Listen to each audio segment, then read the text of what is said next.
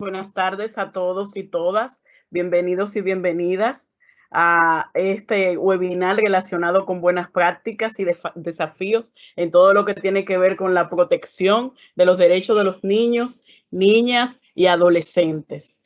Para la Escuela Nacional de la Judicatura siempre va a ser un placer contar con cada uno de ustedes que se interesen en este tema tan relevante dentro del marco de lo que tiene que ver con la Convención de los Derechos del Niño. En esta oportunidad tendremos la presencia como expositores de actores claves relacionados con el sistema de administración de justicia.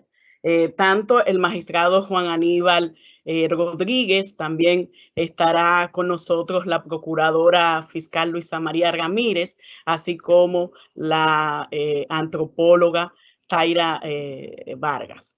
En el caso particular, nosotros como escuela siempre nos gusta presentar algunos datos de la biografía profesional de cada uno de nuestros expositores y de esta forma todos ustedes en cierta medida tienen un punto de partida en cuanto a la credibilidad profesional de nuestros docentes. En el caso particular del magistrado Juan Aníbal Rodríguez, es válido identificar que él mismo en la actualidad es juez coordinador del Departamento Judicial de Santiago, en donde también de manera operativa realiza la función de juez presidente de la Corte de Apelación de Niños, Niñas y Adolescentes. Él es egresado de UTESA, ha tenido la oportunidad de hacer una maestría en ciencias jurídicas, e igualmente 2 posgrados, uno relacionado con administración de justicia penal y otro en pedagogía universitaria,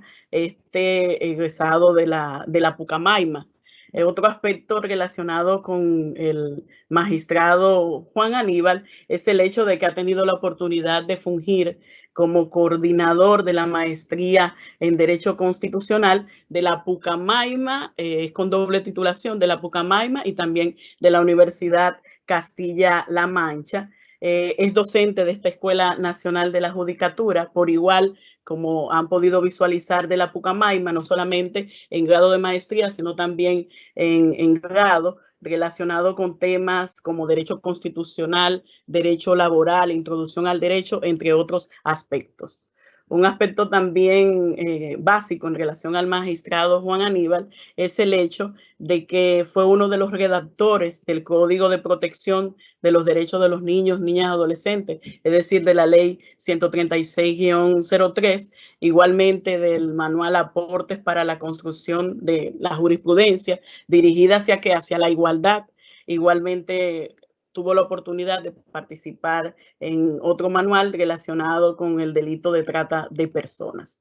En el caso particular de la magistrada Luisa María Ramírez, la misma se desempeña como procuradora fiscal de Santo Domingo Este, también está como coordinadora del Departamento de Proyectos, así como de casos especiales del despacho en relación a esa demarcación territorial. Esta es egresada de la Universidad Autónoma de Santo Domingo, en donde también ha podido hacer una maestría profesionalizante en Derecho Penal. Tiene una maestría con doble titulación tanto en la Universidad Autónoma de Santo Domingo como en la Escuela Nacional del Ministerio Público, en este caso relacionado con la función que desempeña desde hace algún tiempo. Igualmente tiene un máster universitario en criminalística forense y está realizando en la actualidad también otro máster universitario dentro del marco de lo que es analista en investigación en crímenes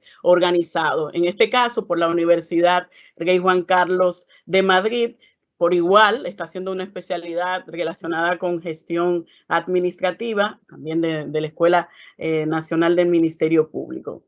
Ha participado en otros estudios especializados, como es la guía de recomendaciones para investigaciones y procesamientos de delitos sexuales. Esto fue con AECID, así como la Escuela Nacional del Ministerio Público ha realizado un diplomado relacionado con la cultura de paz y la prevención secundaria y terciaria, en este caso relacionado con la violencia de manera específica. Esto fue en la Universidad Centroamericana José Simeón Cañas.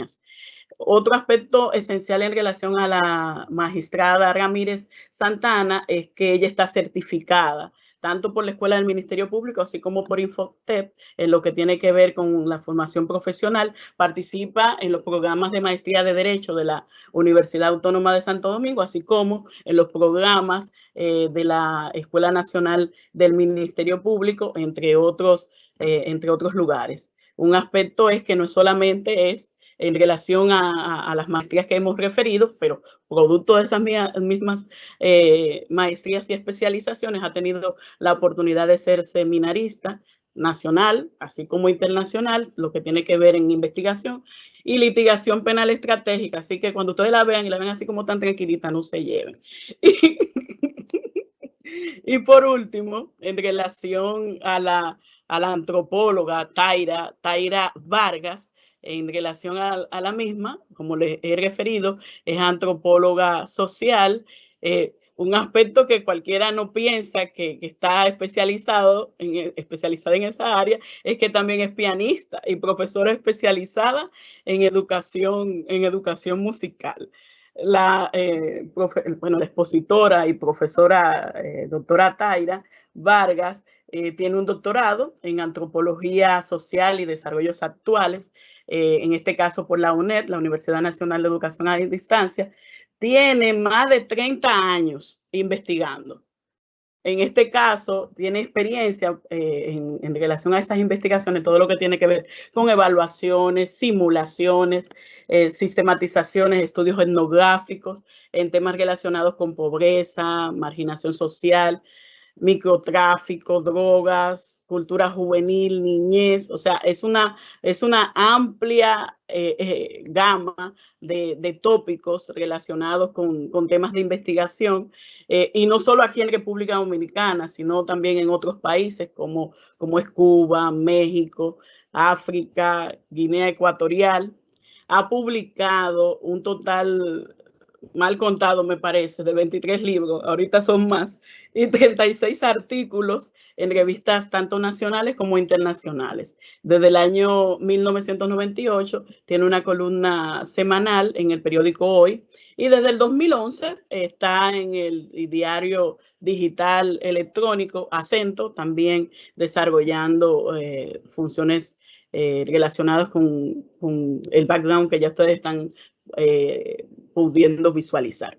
Desde el año 2016 hasta febrero del 2017 tuvo la oportunidad de desempeñarse como mentora académica de Co-Paz, eso es una plataforma centroamericana, y del Caribe. También formó parte del equipo interdisciplinario de la Oficina de Desarrollo Humano del PNUD, años 2009 y también 2011, en donde elaboró informes provinciales dentro de lo que es el desarrollo humano en su componente sociocultural y también de género.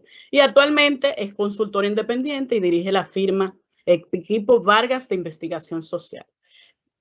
Está compuesta por un equipo interdisciplinario relacionado con investigaciones, coevaluaciones y sistematizaciones, tanto en el ámbito nacional como en el ámbito internacional. Con estos aspectos nosotros sabemos que lograremos los propósitos perseguidos con este webinar relacionado con buenas prácticas y desafíos en la protección de los derechos de los niños, niñas y adolescentes.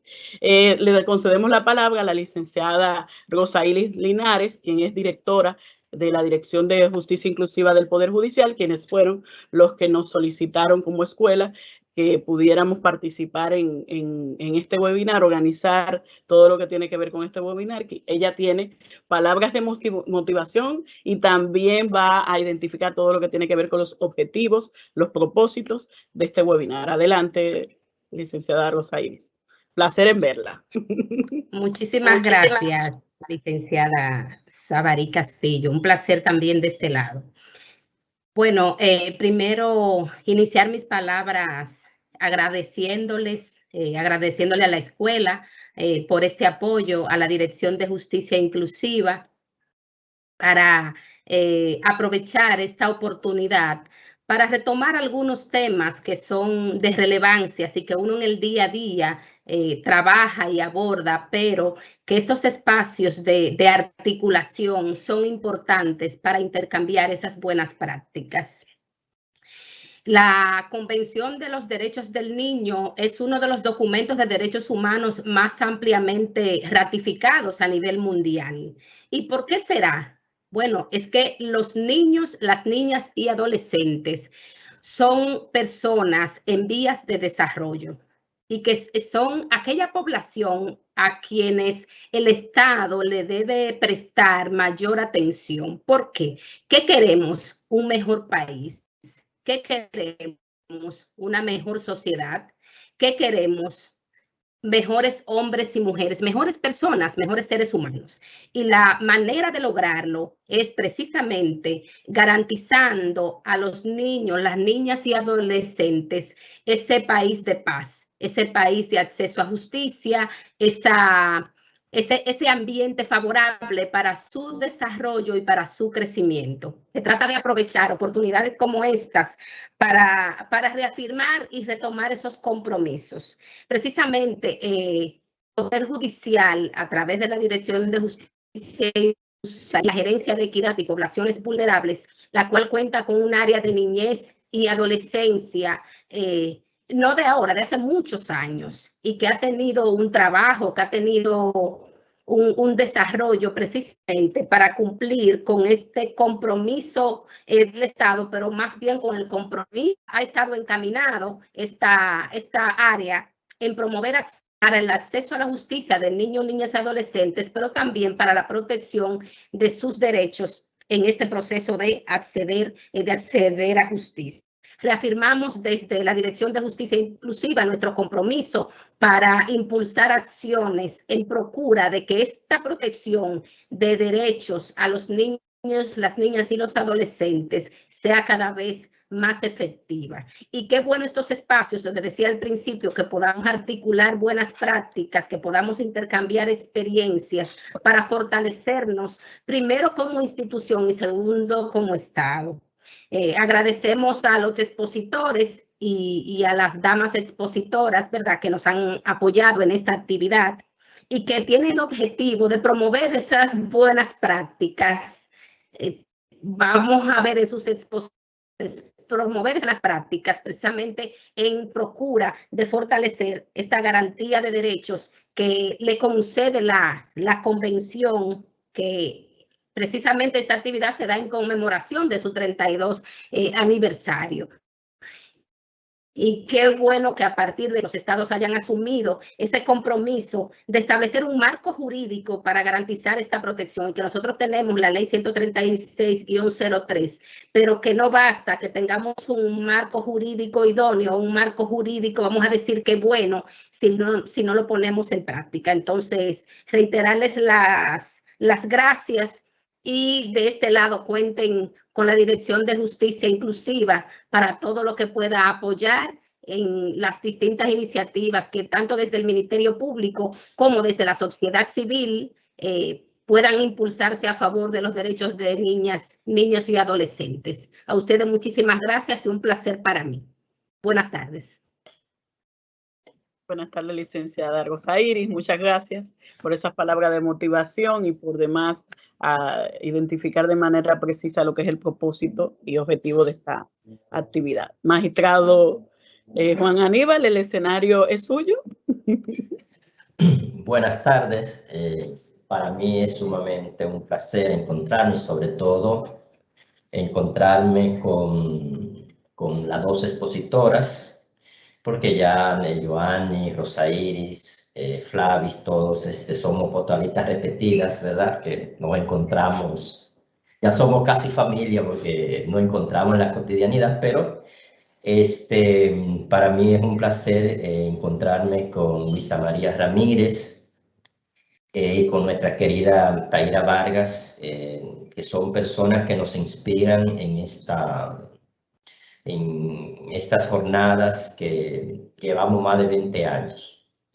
De manera que es una oportunidad inmensa de enriquecernos en estos tiempos. Bueno, yo empiezo socializando con ustedes que la sociedad que no es capaz de garantizar los derechos fundamentales de las personas supuestamente malas, tampoco podrás garantizar dichos derechos a las personas supuestamente buenas. La adolescencia en condiciones de vulnerabilidad siempre ha estado atacada por diferentes razones. Incluso de manera sorprendente, cuestiones que nosotros creíamos que estaban conquistadas, que estaban consolidadas, nos encontramos abatidos, nos encontramos que hay fuerzas avasallantes que insisten en el retroceso.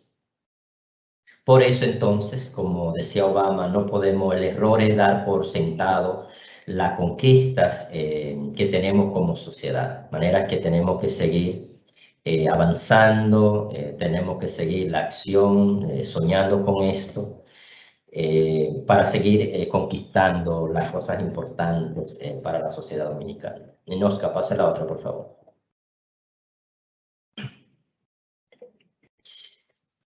Bueno, entonces la protección jurisdiccional de los derechos de niños, niñas y adolescentes se ha construido a partir de lo que hemos denominado en América Latina de dos doctrinas: la doctrina de la protección tutelar y la doctrina de la protección integral. La próxima.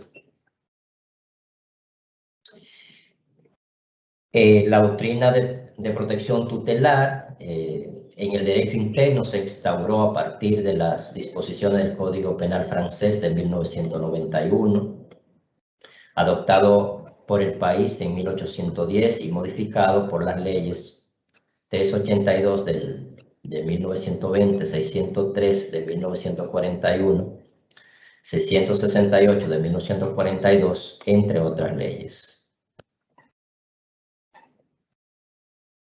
Esta protección tutelar se caracterizó por convertir en objeto de protección a las personas menores de edad y por establecer sanciones penales drásticas, muchas veces extrajudiciales, para los y las adolescentes en conflicto con la ley penal.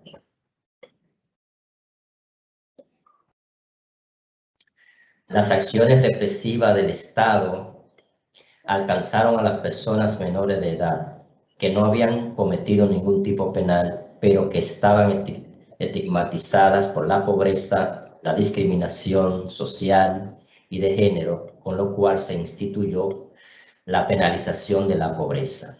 Predominó la privación de libertad de las personas adolescentes revestida de la malla del discernimiento del imputado y confiada al juez, supuesto buen padre de familia, pero al margen del Estado de Derecho, que quiere decir entonces que la libertad de ese adolescente en conflicto con la ley penal quedó a expensa de la voluntad o de la subjetividad del juzgador, y obviamente eso acarreó la vulneración de sus derechos fundamentales.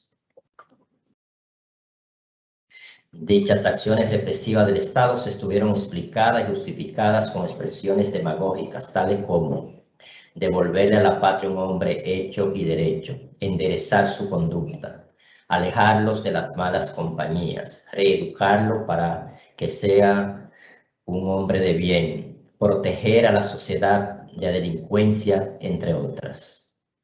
Esas sanciones no produjeron los frutos esperados, porque no solo se violaron los derechos humanos de las y los sancionados y se institucionalizó la violencia del Estado en contra de las y los más pobres, sino que se dejaron intactas las estructuras económicas, sociales, culturales y políticas que producen el fenómeno de la discriminación, la delincuencia. Todavía en el siglo XXI seguimos arrastrando esas estructuras tan injustas y tan violentas en la República Dominicana.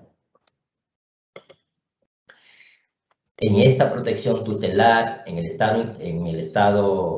derecho internacional, las Naciones Unidas crearon las normativas jurídicas referentes a la protección tutelar de los derechos de las personas menores de edad, tales como la Declaración de Ginebra y la Declaración de los Derechos del Niño de 1959, que por primera vez, por lo menos en plano formal, se estableció el interés superior del niño.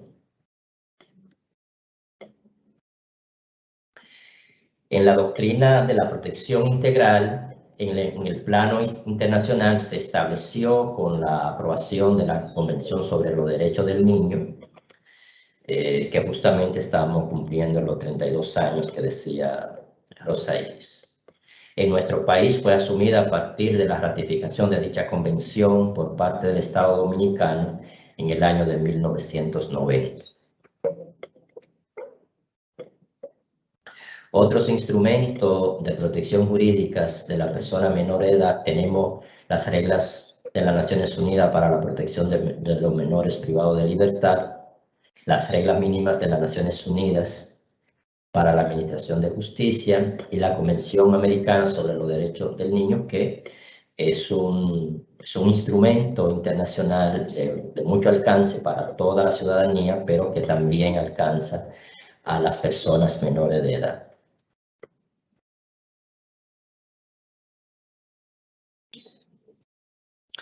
La doctrina de la protección integral, entonces, establece un nuevo concepto de ciudadanía para las personas menores de edad, es decir, son sujetos de derecho, donde el Estado Dominicano se compromete a crear los mecanismos jurisdiccionales y administrativos pertinentes para tutelar y garantizar los derechos humanos de las personas menores de edad.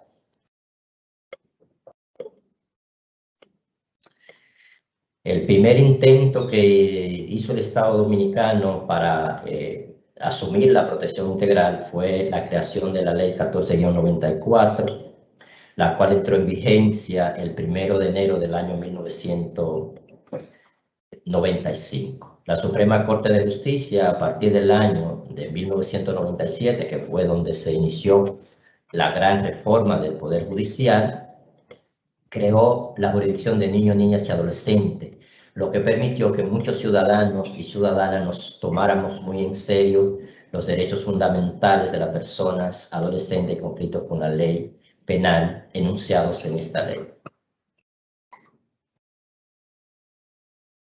La ley 136, por un lado, resolvió las dificultades técnicas e incoherencias con respecto a la Convención de los Derechos del Niño que tenía la ley 14-94, y por el otro lado se estableció la sanción de privación de libertad a 8 años. Incluso lo que motivó a los sectores conservadores a la creación de esta ley fue justamente la sanción penal. Las modificaciones que vinieron luego también, no le importó, no se evaluó, no se midió si esa ley era efectiva, sino sencillamente persiguiendo la sanción como si la fiebre estuviera en la sábana. Continuamos. Bueno, entre las buenas prácticas que tenemos, la parte que tiene que ver con los aspectos jurisdiccionales se están aplicando progresivamente. Hoy contamos con un Ministerio Público fortalecido en su acción acusadora y de protección integral. De igual manera, los equipos multidisciplinarios del Consejo Nacional de la Niñez y la Adolescencia, CONANI, se han convertido en soportes relevantes de la justicia penal juvenil y de familia. También la defensa pública ha asumido un rol estelar en la construcción del Estado de Derecho de la sociedad dominicana, defendiendo efectivamente a las y los más pobres, permitiendo que los derechos fundamentales de las personas menores de edad dejen de ser palabras huecas en el plano jurisdiccional.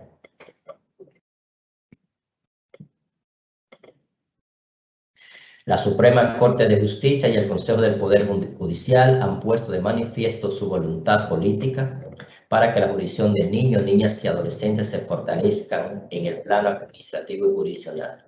En este sentido, la Escuela Nacional de la Judicatura ha jugado un papel estelar en la capacitación de sus recursos humanos. El Consejo del Poder Judicial está priorizando las instalaciones de centros de entrevista para personas en condición de vulnerabilidad, víctimas y testigos de delitos penales. Esa es una conquista extraordinaria en la construcción del Estado de Derecho para evitar la revictimización de la víctima, especialmente las personas menores de edad. Todo el territorio de la República Dominicana dentro de poco estará cubierto por esos centros de entrevista. Y le cuento de la experiencia maravillosa que estamos teniendo en Santiago.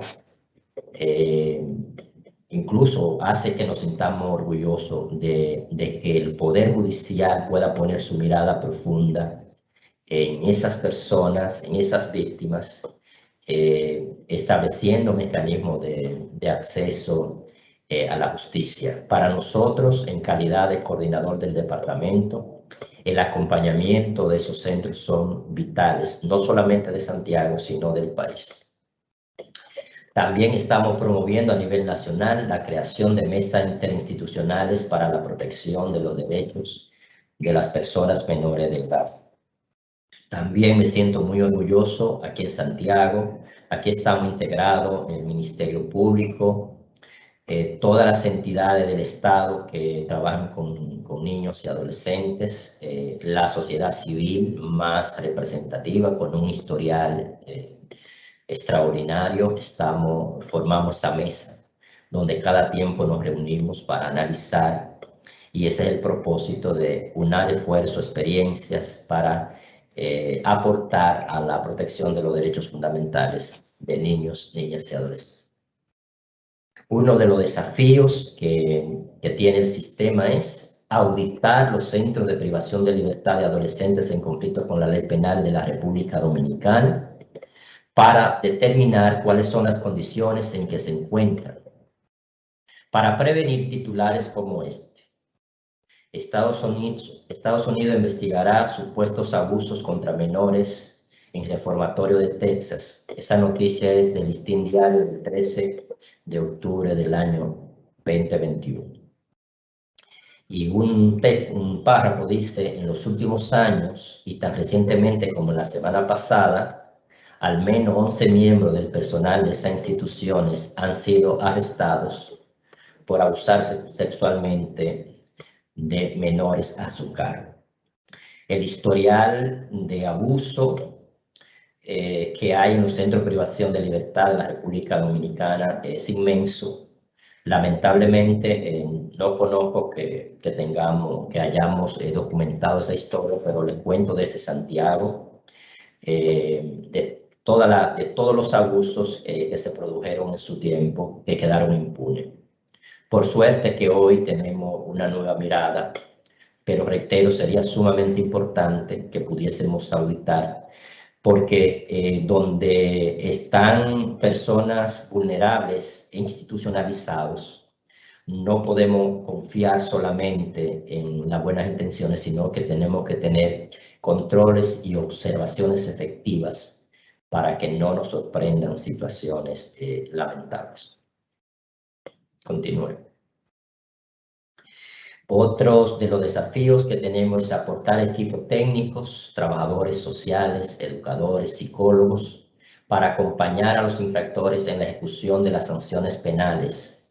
Esa es una asignatura pendiente que tenemos. No es suficiente que los jueces dicten sentencias buenas si no hay acompañamiento efectivo para que podamos tener buenos resultados. La experiencia que tenemos desde Santiago es que cuando encontramos apoyar a ese adolescente infractor, conseguimos resultados positivos. Encontramos un padrino, por ejemplo, que lo ayudó a vincularse con la escuela, que le conseguimos un trabajo, que le pudimos acompañar, por ejemplo, con algunas situaciones médicas, acompañamientos psicológicos, etcétera, y eso ha dado resultados. Pero lamentablemente, a más de 20 años de entrar en vigencia la Convención Internacional sobre los Derechos del Niño, todavía seguimos abogando por eso. Miren que lo interesante que ha sido el equipo multidisciplinario en la justicia penal juvenil, por ejemplo, en los tribunales, el aporte extraordinario que ofrecen estos equipos en los tribunales de familia, nos demuestran a nosotros entonces que si tuviésemos esos equipos acompañando la ejecución de las sanciones penales, sería interesante, porque resulta que el juez ordena un trabajo comunitario y no sabe a dónde mandarlo, tampoco a donde llegan están preparados para darle el acompañamiento. Y eso es una pena, porque el juez, que tiene un compromiso social también, no le va a decir al adolescente que violó la ley que está bien, vete a tu casa, sino que tiene una doble responsabilidad. Y lamentablemente, por esa falta de apoyo, con lo único que se cuenta es con la privación de libertad, que obviamente va a producir los efectos que tenemos y que estamos viendo en la calle y que nos tiene alarmados a todos, pero nadie quiere ir a la raíz del problema. La pregunta es, ¿cómo le vamos a arrebatar esos niños que están en condiciones de vulnerabilidad a la violencia, a ese mundo tan terrible que se vive, cómo el sistema, cómo el Estado se lo va a arrebatar para que tengamos ciudadanos en mejores condiciones? Bueno, en eso, otro desafío, echar un poquito para atrás, por favor, Otro desafío para nosotros es implementar justicia restaurativa entre los adolescentes infractores o víctimas. Bueno, tenemos un proyecto importante en justicia inclusiva. Yo espero que esa experiencia la podamos concretizar y la podamos universalizar, porque tenemos que construir la cultura de paz y no hay un medio más importante para la construcción de la cultura de paz cuando podemos establecer condiciones de perdón, cuando podemos superar esa violencia y podemos entonces tanto a la víctima como al infractor ponerlos en condiciones de subsanar el conflicto. De manera que tenemos mucha esperanza en esas acciones, en esos proyectos que estamos implementando desde Justicia Inclusiva. Ahora sí, siga. Bueno, entre los desafíos también, bueno, UNICEF en su tiempo ha propuesto que se requiere aumentar la inversión social en programas que generen oportunidades para los adolescentes y que apunten a prevenir la delincuencia. Es necesario implantar programas socioeducativos para reinsertarlo en la sociedad con participación de la familia y de la comunidad, con enfoque más seguro, más apropiado y más eficaz. Continúa. Y por último, lo dejo con este párrafo de Gabriel García Márquez, que pronunció en el año de 1982, cuando recibió el Premio Nobel de la Paz. Nos sentimos con el derecho de creer que todavía no es demasiado tarde para emprender la creación de la utopía contraria, una nueva y arrasadora utopía de la vida, donde nadie pueda decir por otros hasta la forma de morir, donde de veras sea cierto el amor y sea posible la felicidad, y donde las estirpes condenadas a 100 años de soledad tengan por fin y para siempre una segunda oportunidad sobre la tierra. Muchas gracias. Muchas gracias, magistrado Juan Aníbal Rodríguez, por expresarnos todos aquellos aspectos relevantes relacionados con el marco legal, buenas prácticas y los desafíos que en materia de protección jurisdiccional tenemos en todo lo que tiene que ver con los derechos de los NNA. Ahora le corresponde a la Procuradora Fiscal de Santo Domingo Este, la magistrada Luisa María Ramírez Santana, quien tiene a su cargo como tema relativo a la actuación del Ministerio Público en todo lo que tiene que ver con la protección de los NNA, y nos va a ilustrar también con ejemplos de buenas prácticas. Adelante, magistrada. Antes de, magistrada, queremos recordarles a todos los asistentes que tienen la oportunidad de llevar a cabo todas aquellas interrogantes que tengan, formularlas en el chat de la actividad, y estas interrogantes van a ser entonces al final de las exposiciones principales, realizadas las preguntas a los mismos para que no se nos vayan con ninguna duda en todo lo que tiene que ver con este webinar, con este tema o estos temas. Adelante, magistrada, procuradora, disculpe.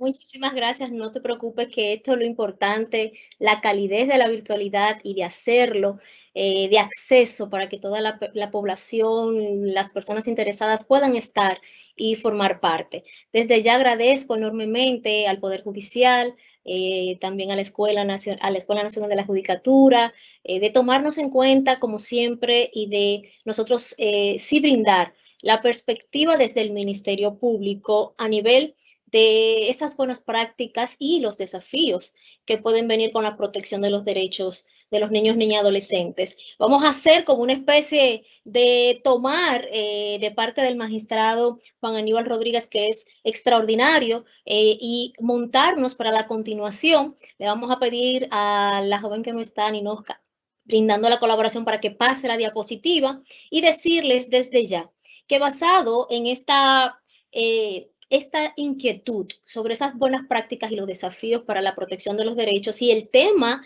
que les corresponde en este momento aportar de parte de la óptica del Ministerio Público, las actuaciones que tenemos nosotros que ver con el rol de la protección de los derechos de los niños, niñas y adolescentes, bueno destacar que a raíz de esta acción que nos expresó el magistrado, que tenemos la responsabilidad que viene de los convenios internacionales, nuestra Constitución de la República y nuestras leyes internas, viene a desprenderse la parte de esa protección a través de los primeros 10 principios que rigen el código, la ley 136, donde esos principios hacen como esta parte de irradiar de forma clara y precisa ese interés superior del niño, esa prioridad absoluta y ciertamente una serie de obligatoriedad que todo lo que estamos sujetados a la praxis de esta materia tenemos que velar y allanar también por esa tesitura. Se desprende que de esta ley, los primeros, desde el artículo 1 al 59,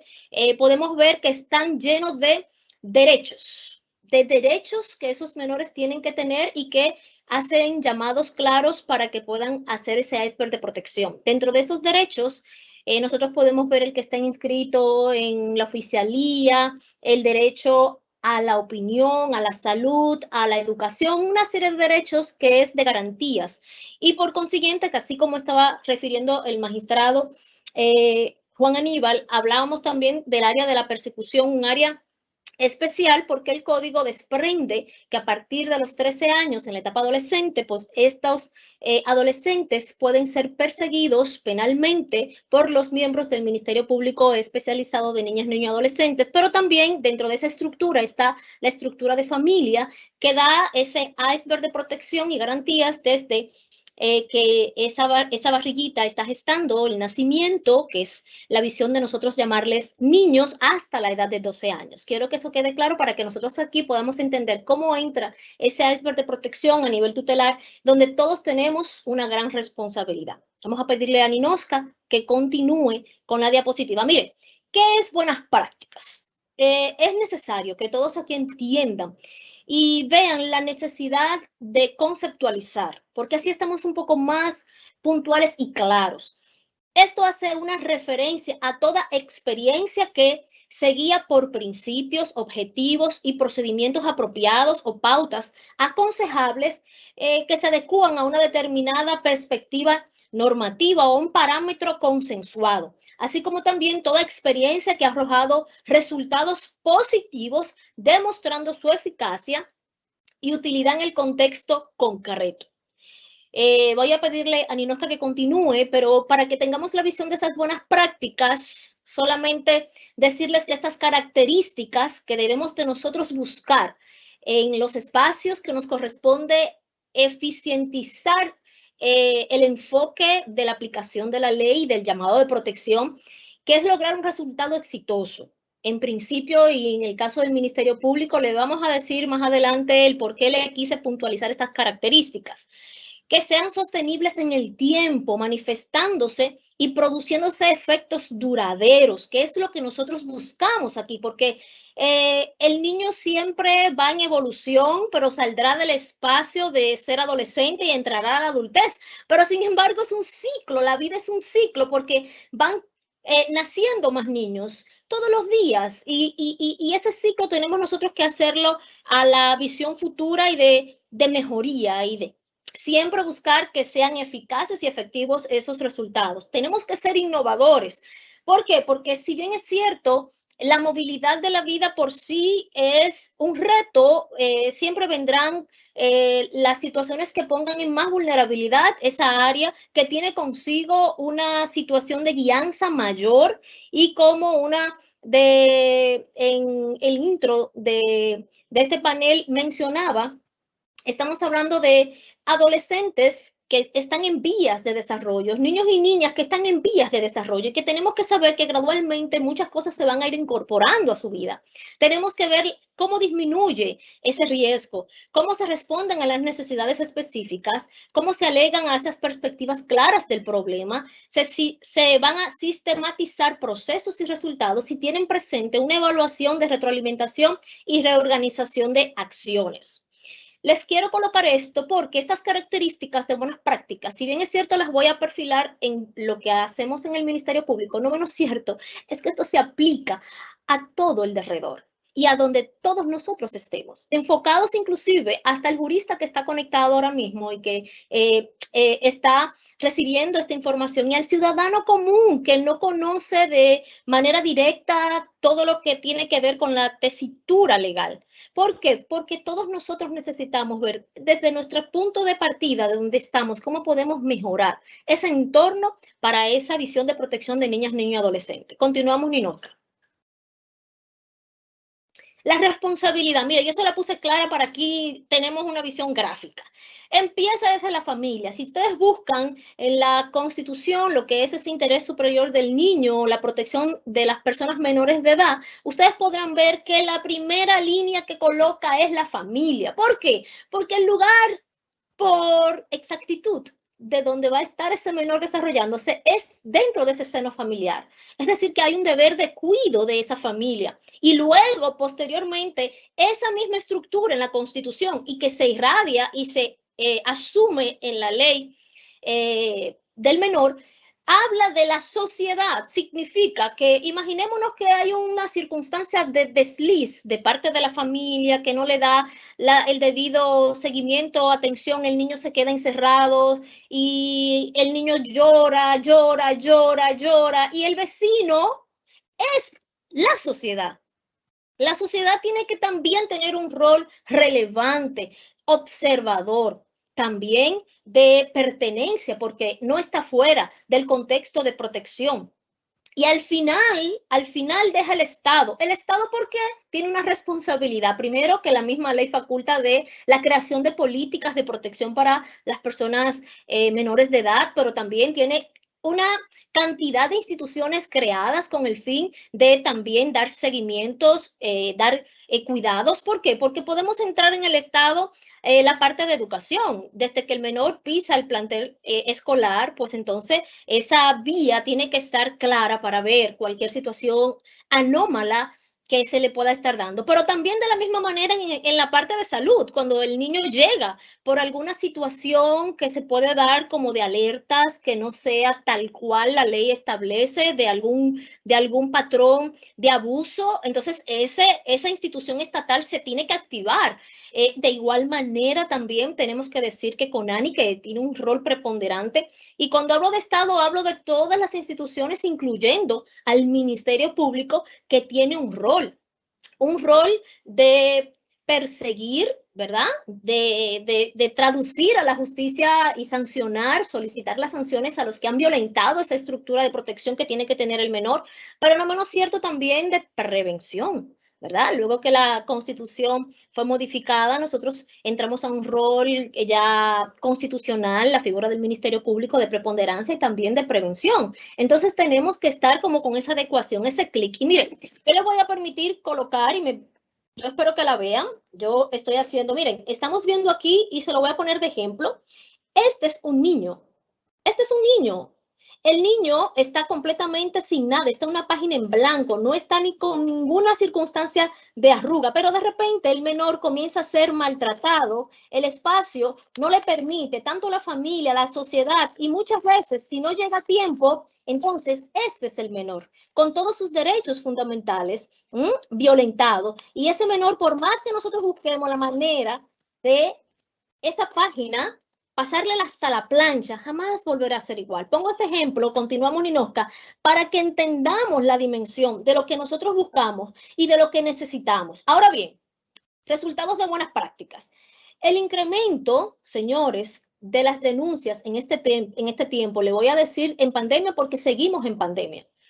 Se han cambiado estructuras de movilidad y de condiciones de declaración de estado de emergencia, pero seguimos en una estructura que tenemos que visualizarla con esta vía de resultados para nosotros que hemos podido observar. Las redes sociales. Las redes sociales han hecho un eco donde nos han permitido a través de página de la Procuraduría General y de las diferentes fiscalías tener un acceso con un ciudadano más comprometido, con una persona con una humanidad más clara y un rol de nosotros entender que debemos de hacer parte del cambio, del cuidado, porque el cuidado no podemos dejársela solo al Estado, solo al Ministerio Público en un momento idóneo. Igual las denuncias realizadas por los particulares que se han hecho virales en las redes sociales han colocado en espacios, ojo, más de cuidado y protección, donde ha tenido que trabajar simultáneamente, como dijo el magistrado Juan Aníbal, tanto instituciones como CONANI, el Ministerio Público, y desarrollar esas mesas que nos están brindando unas respuestas eficaz y efectiva. Pero es necesario que ustedes entiendan que esas buenas prácticas vendrán de la mano para la parte de prevención, porque cuando ya entramos en la persecución, ya el daño está hecho. Nosotros lo que buscamos desde ya es decirle a ustedes que ustedes forman parte y necesitamos que estén alertas.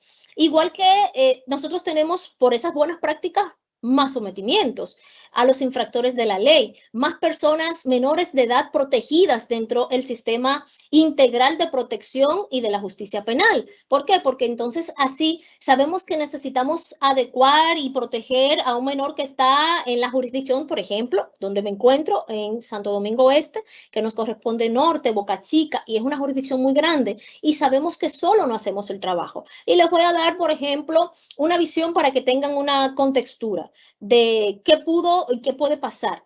Nosotros recibimos a través de redes sociales en privado, señores, en privado, denuncia de personas que habían escuchado en actividades comunitarias que desarrollamos de prevención, de charlas con los fiscales de esta jurisdicción, liderado por el magistrado titular, que había que estar prestos y que las denuncias se tienen que dar de parte de las personas más cerquitas para el maltrato de los menores, para ver qué está pasando, si el niño tiene algún tipo de vestigio de depresión. Y déjenme decirle que a través de esos mensajes de redes sociales nosotros hemos tenido la oportunidad de apresar profesores, profesores que tienen un rol y un deber de cuidado y que la misma ley le confiere del deber de denunciar.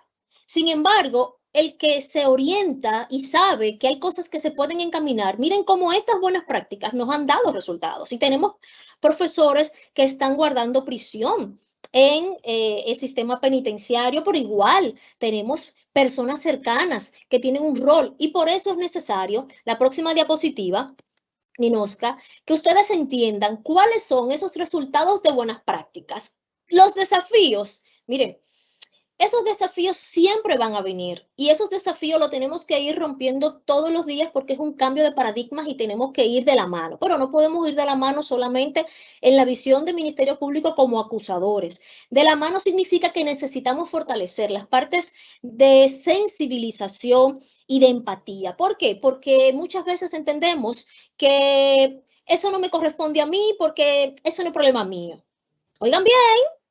Eso no me corresponde a mí porque ese muchacho no es mío.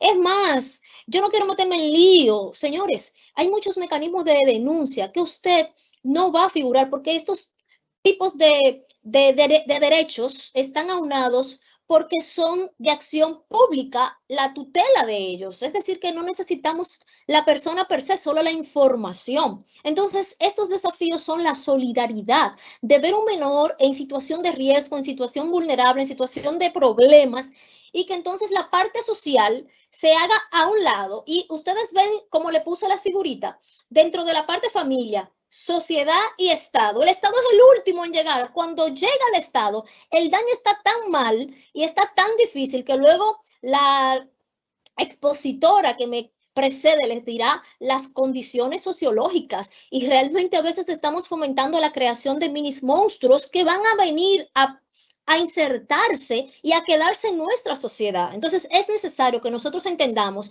que ese, como muchos dicen, que no es mi problema, sí, es nuestro problema, el problema de todos. La confianza en las autoridades es necesaria, que ustedes entiendan que deben de esta parte fortalecerla, con ustedes venir, decirnos, hablarnos, hacernos partícipes y al mismo tiempo aperturarnos a más educación, como lo estamos haciendo ahora, y que agradecemos enormemente esta vía que ha utilizado la Escuela Nacional de la Judicatura a pedido de esa área especializada, ese departamento de preponderancia, y a todos ustedes que están aquí conectados, porque se entiende que están interesados en el tema. Ninosca continúa, y porque es necesario que estos desafíos nosotros lo tomemos como algo que depende también de mí, de mí. Si bien es cierto la importancia de la creación de las redes, si vamos a hablar ahora mismo, y le diré que como Ministerio Público y a nivel estadístico se da que más de un 85% para llegar al 90% de los temas de violaciones a esos derechos fundamentales, inclusive a la física, emocional, psicológica, sexual, se da mayormente por los que están en su derredor. Miren cómo son las condiciones de esa estadística. Nosotros podemos inclusive levantar a través de ese puerto de entrada de denuncia que se levanta las alertas en las temporadas de vacaciones, tanto de verano como de fin de año, de diciembre, porque el menor sale de ese foro de cuidado y va a traspolar a otros espacios.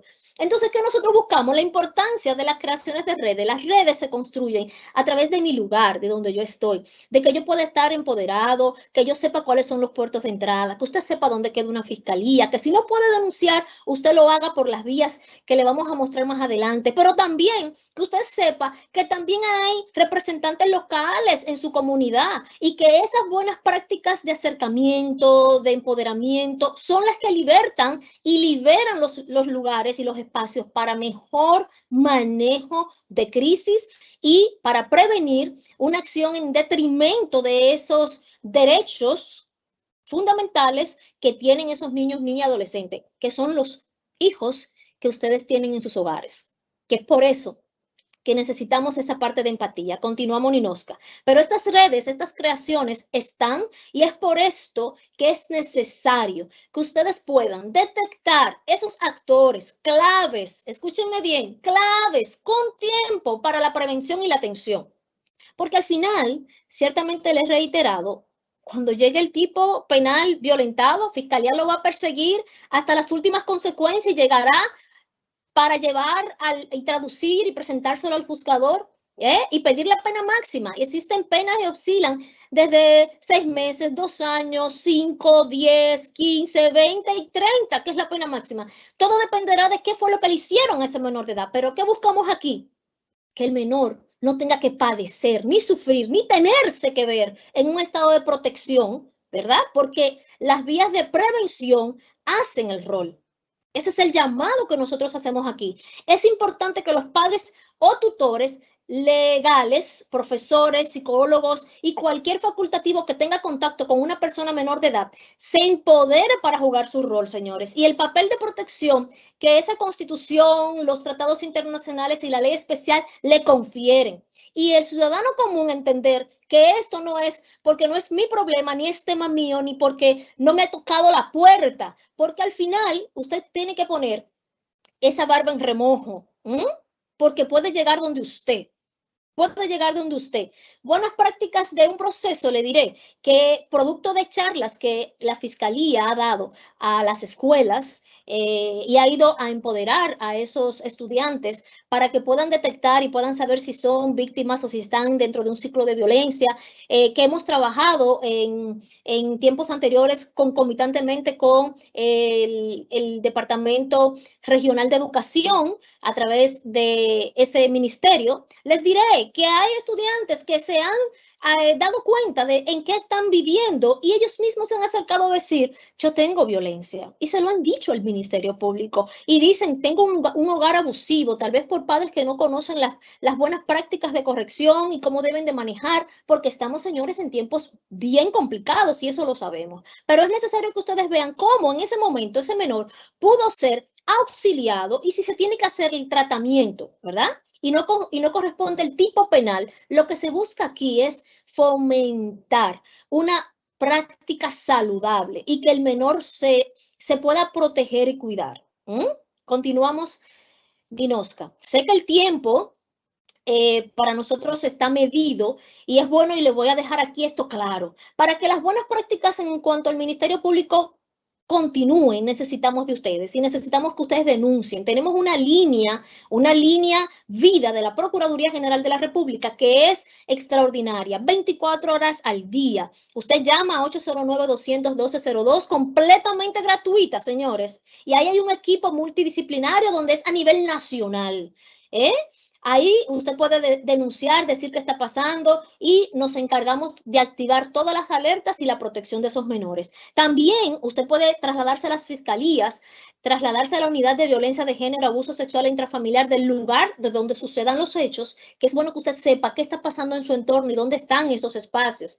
Igual usted puede llamar rápidamente a la línea de emergencias 911, que quiero que ustedes sepan que el 911 está correlacionado y conectado con los fiscales especializados de niñas, niños y adolescentes para la protección de esos derechos. Igual manera, también estamos con la comunicación efectiva entre los fiscales especializados y los ordinarios, que son los que perseguimos a los mayores de edad que le han causado los daños posibles a esos menores. Entonces es necesario que ustedes vean que hay mecanismos, los directores, profesores, psicólogos y médicos activarse porque la ley le da un rol de preponderancia y de obligatoriedad, inclusive pasiblemente sancionable, si usted no cumple con ese llamado. Entonces es bueno, continuamos, mi querida Ninosca, que todos los que están aquí conectados sepan lo que nosotros necesitamos de ustedes y lo que nosotros estamos a la presta de brindarles. Ahora bien, miren esta parte que le puse. Sí, tenemos una ruta crítica. Es cierto, tenemos una ruta crítica en el proceso que se da dentro de esa investigación, luego que tenemos ya el hecho consumado, el hecho dado, el menor violentado, vejado, con una situación de secuelas psicológicas y que tiene que darse un tratamiento de seguimiento muy, muy de cerca, y es las denuncias que ustedes de por sí tienen que asumir por las vías correspondientes. Es una ruta crítica porque si no se denuncia no se va a tener conocimiento. Entonces va a quedarse mucha impunidad y va a quedarse muchos menores sin poder tener el auxilio a tiempo. Entonces aquí esta ruta crítica dependerá de usted. Y lo estoy mirando fijamente porque usted tiene un rol y yo quiero que de aquí usted salga empoderado para que usted juegue ese rol. Igual del seguimiento de casos por parte del fiscal encargado. Muchas veces existen muchas circunstancias que se dan que el fiscal, confiando de que ese menor en principio está cuidado por las personas que son sus tutores y cuidadores legales, se asustan o tienen otras circunstancias y quieren evadir al niño de la jurisdicción y tratan de mudarse y de no poner en conocimiento de que se está haciendo y se está realizando este movimiento, poniendo el seguimiento de caso muy vulnerable para el fiscal que le corresponde. El seguimiento de la víctima a su proceso. Muchas veces, señores, vemos que hay un desinterés, aunque es de acción pública, y que no necesitamos el acompañamiento de ese adulto que haya denunciado, de ese padre o tutor, pero hay intereses que se pueden desvirtuar y por eso es necesario que se sepa que eso es algo crítico que le da para el Ministerio Público continuar con su proceso. Igual que si no denuncian los profesores, los directores, los médicos y los profesionales que les corresponde. Es una ruta crítica porque se queda ahí y no llega a nosotros. El apoderamiento del tribunal en los tiempos tiempos de pandemia, ese uso de la virtualidad muchas veces genera el que no se tenga. Mira cómo al principio de la conexión, y lo tengo que dejar también sentado aquí, se generó una falla momentánea y tuvimos la paciencia, pero muchas personas no tienen esa visión de tener el internet con una cantidad para poder manejarse, y eso tenemos que allanarlo, y eso es algo que debemos de nosotros fortalecer. También tenemos que ver los retos para lograr esos testimonios de los menores de edad al momento de verse en el proceso a través de las cámaras Excel. ¿Por qué? Porque muchas veces esos menores, así como les dije, son distraídos de los espacios, tenemos que estar detrás, tenemos que buscarlo, tenemos que inclusive protegerlo a través de la institución de CONANI, porque vemos que no hay una colaboración y una fiabilidad del proceso. La protección a tiempo de estas personas menores de edad cuando la familia ocultan a dicho menor para lograr obtener esas declaraciones. Y lógicamente, señores, que no podemos hacernos un eco que no sea así. El incremento de estos delitos por las condiciones particulares en las que nos encontramos, independientemente de... Hay colegios y escuelas que siguen dando la virtualidad por las condiciones que sabemos, y esto los deja a ellos más vulnerables. ¿Por qué? Porque están muchas veces solos en la casa, los papis tienen que salir, los tienen que dejar con personas que lo vigilan. Entonces, ojo, usted tiene que saber que eso es una parte crítica y tiene que estar atento. Continuamos, mi querida Ninoshka. Yo trato de aprovechar al máximo y hacerles saber el compromiso de parte de nuestra jurisdicción, que es una de las jurisdicciones más grandes donde me encuentro laborando. Tengo 18 años dentro de la institución, y dentro de la institución duré 5 años, 4 años y medio en el área de niñas, niños y adolescentes del distrito. Actualmente volví a mi casa, estoy en la Fiscalía de Santo Domingo Este, y debo de decirle que las redes sociales, y miren que se la colocamos aquí para que ustedes le tiren una fotito, ustedes nos denuncien. Muchas veces no entran denuncias en privado que corresponden, porque se confunden, a la Fiscalía de Santo Domingo Oeste, y nosotros la canalizamos, hacemos el rol de conexidad. No puede quedar nada impune, ni una violación de derechos fundamentales y de derechos que son de garantías solamente por el hecho de dejar de hacer. Aquí están las de nosotros, pero usted puede buscar las redes sociales de cualquier fiscalía de su jurisdicción y usted la va a encontrar. Lo puede hacer en privado para que no se sienta con ningún tipo de resquemor, pero sí tiene que denunciar. Continuamos, Ninoshka. Estas denuncias, señores, nos han colocado muchísimos casos para nosotros perseguir, que no es lo que buscamos. Las sentencias son para disuadir, nosotros buscamos prevenir. Pero les voy a dejar esta frase que es de María Teresa de Calcuta. A veces sentimos que lo que hacemos es tan solo una gota en el mar, señores, pero el mar sería menos si le faltara esa gota. De nuestra parte, es nuestra participación de empoderarles y de decirles el rol que ustedes tienen, la responsabilidad para que podamos nosotros allanar entre la sociedad, la familia y el bienestar colectivo de los menores de edad. Los niños, niñas y adolescentes tienen y deben ser garantes en todo momento de que a mí me importa, pero no me importa no solo por el rol que llevo como autoridad, sino como ser humano. Si somos más humanos, más empáticos, nuestra sociedad tendrá un mejor renacer y un mejor día a día. Así que cualquier pregunta, estaré presta y estaré lista por si así la entienden. Continuamos, Ninoshka, que creo que ya les colocaría la última diapositiva, y desde ya estamos más que agradecidos y un placer formar parte de este evento tan importante, tan necesario, y que dependerá de todos nosotros asumirlos y ponerlo en práctica. Muchas gracias, magistrada Luisa María Ramírez Santana, con relación a la exposición teórico-práctica en cierta medida realizada a partir del tema relacionado con la actuación del Ministerio Público en todo lo que tiene que ver con la protección de los derechos de los niños, niñas y adolescentes, y por demás la identificación de aquellas buenas prácticas. A seguidas está la doctora Taira Vargas, antropóloga social y de desarrollos actuales, que tiene el tema relacionado con el contexto y factores culturales y socioculturales en todo lo que tiene que ver con los posibles riesgos que atentan contra los niños, niñas y adolescentes como víctimas de violación a sus derechos fundamentales.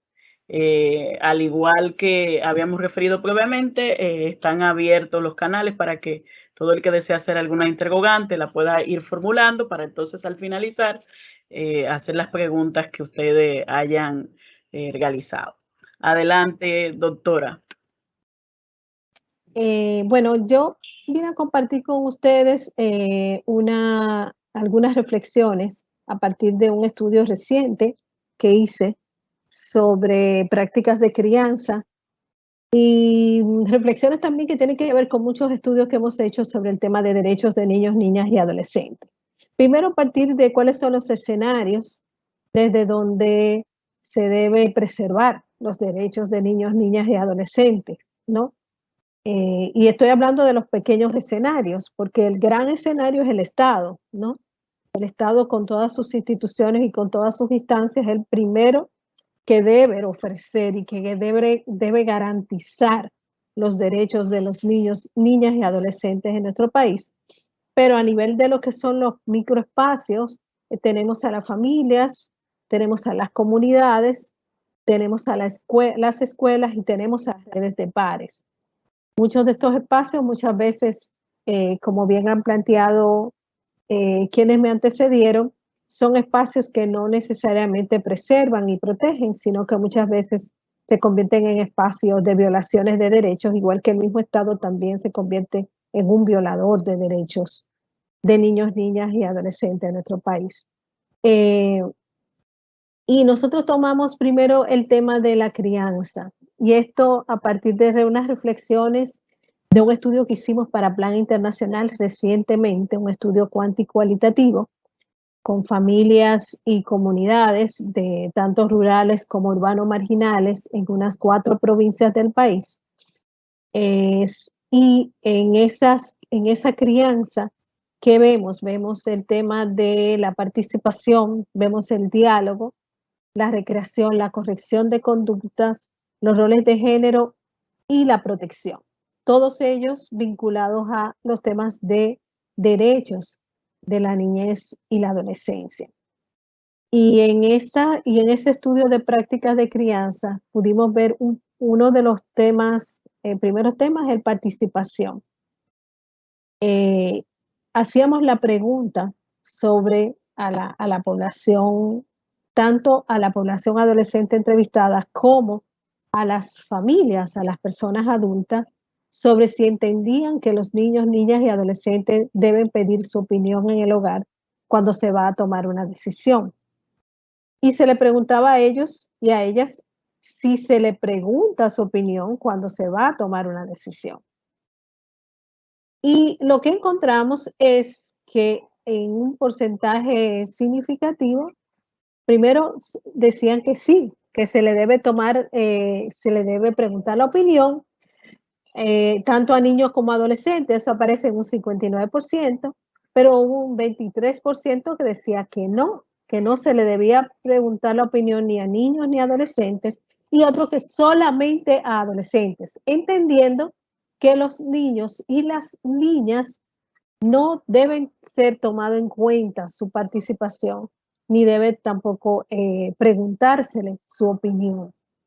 En el caso de los niños, niñas y adolescentes, al cuestionarles a ellos sobre si en su familia le preguntan su opinión, encontramos que un 37% planteó que no se le pregunta su opinión, que no son cuestionados en sus familias.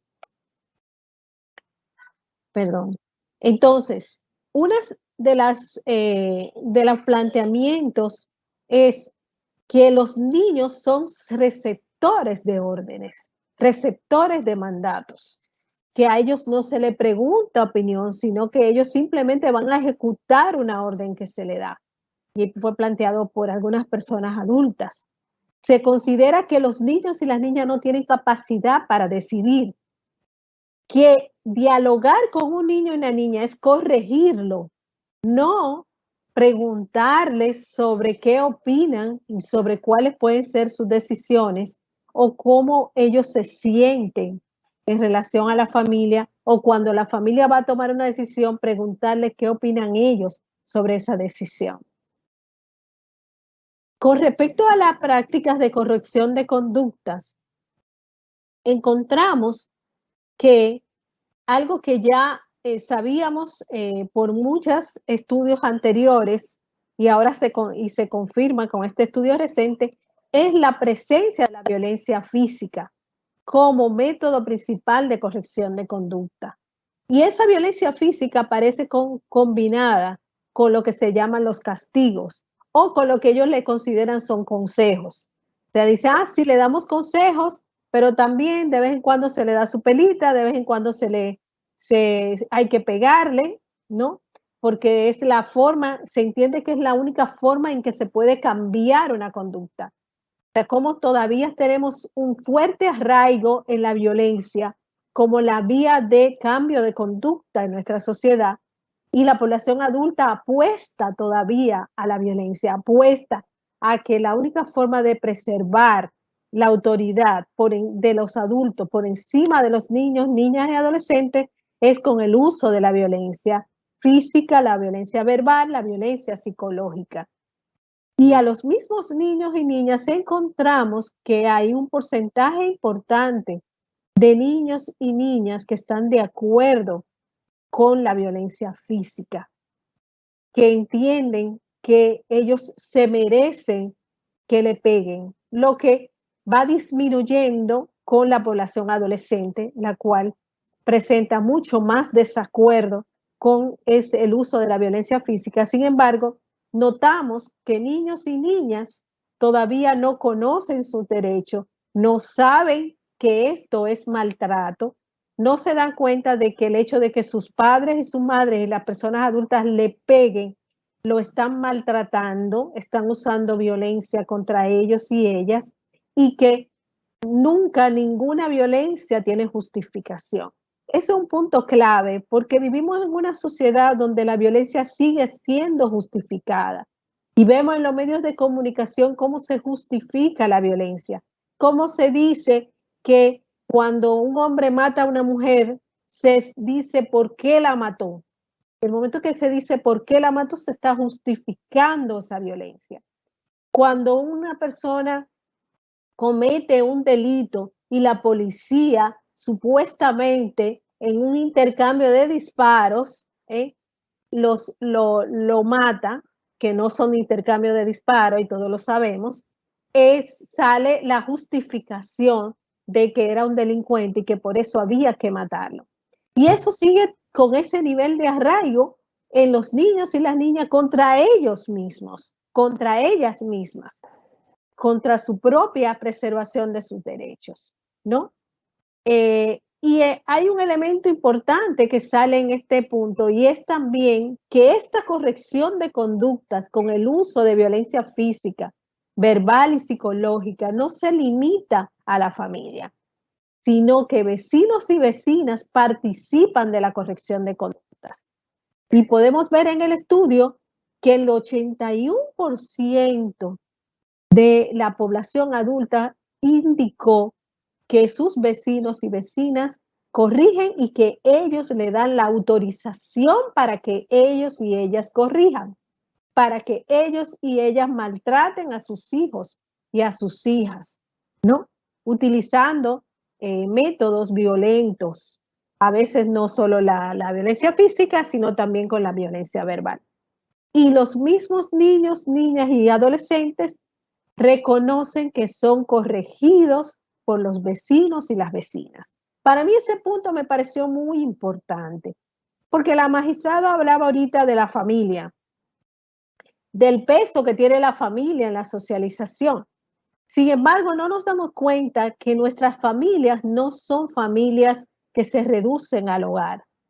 Nosotros no tenemos una reducción de la familia, al contrario. Quienes tienen el peso de la socialización, la crianza de niños, niñas y adolescentes en las zonas marginales y en muchos grupos pobres, en comunidades, como aparece en este estudio, son el tejido social. Y esto es un punto en el que hemos planteado en muchísimas ocasiones de que las políticas sociales, las políticas públicas deben dejar de pensarse en la familia comunidad. Estamos hablando de que la unidad que se hace cargo de la crianza, que se hace cargo de la socialización, desde dónde vienen las pautas culturales y sociales de violación de los derechos de la niñez, es el tejido social.